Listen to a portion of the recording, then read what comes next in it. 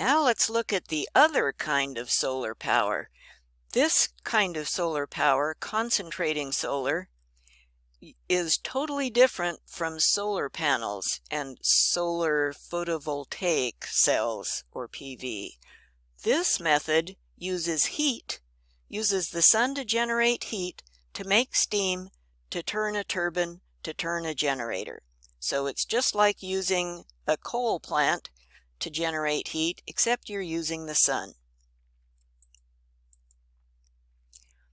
There are three different shapes of devices you can use to do this. The dish concentrator is circular, kind of like a satellite dish.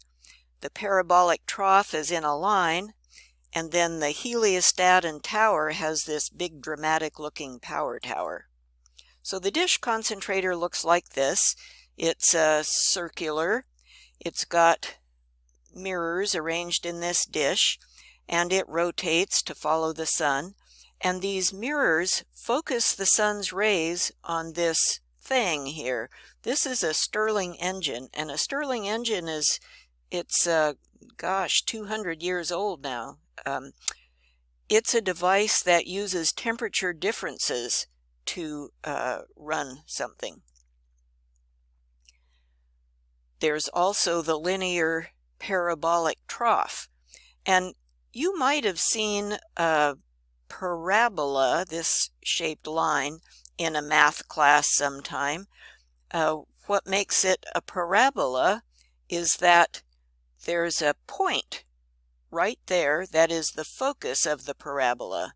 In math class, you learn the equation for finding where that focus is. In a concentrating solar plant, you use that focus point as a place to put a tube with glycol in it, and these mirrors focus the sun's energy on that tube, and it gets real hot.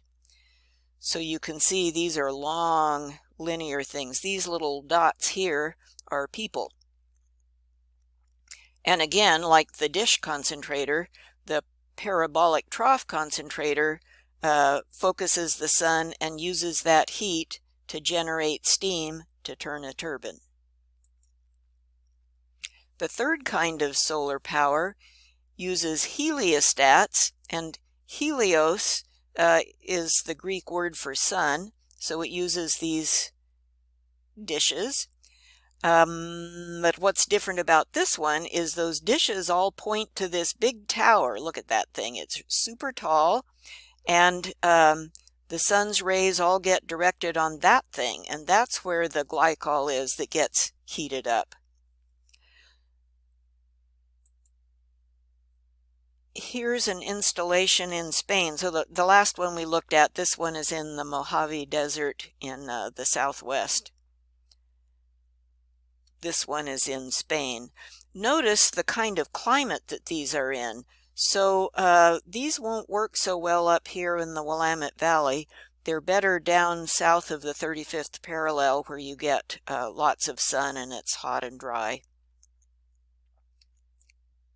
And then this has nothing to do with generating power, but it has to do with heliostat, so I wanted to show it to you.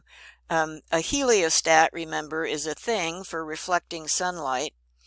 Well, what we are looking at here is a neighborhood in New York City called Battery Park City, with high-rise apartment buildings, and my perhaps all-time favorite urban park in the world happens to be here. It's a little thing, it's 2 acres, and they have crammed all kinds of nature into it. When the designers began doing shadow studies, they found that all these buildings create, you can see here, they create shadow, and so the designers actually mounted heliostats up on top of this solar apartment building to help direct sunlight down into the park at certain times of day. Solar power does not release greenhouse gases when it's working. There will be some greenhouse gases emitted when the stuff is manufactured, And when it's transported to the site and installed, and then there's always the problem of disposal. So it's like some other renewable power sources that way. However, well, let me back up. This is a energy analyst in Germany, Robert Pitts-Paul.